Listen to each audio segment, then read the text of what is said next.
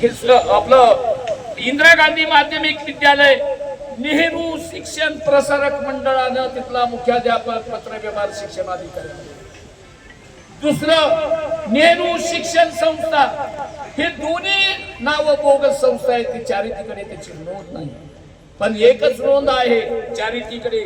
Nehru education society या अंतर्गत इंदिरा गांधी माध्यमिक विद्यालय चालतं.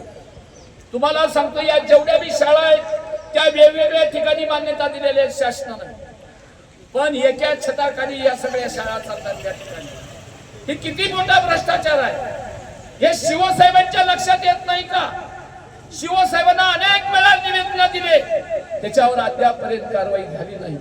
म्हणून शेवटचा उपाय म्हणून ज्या महात्मा गांधीनं आमरण उपोषण केलं, ज्या महात्मा गांधीनं देशाला आझादी मिळवून देण्याचं काम केलं आणि त्या आंदोलनामुळे आज देश स्वतंत्र झाला.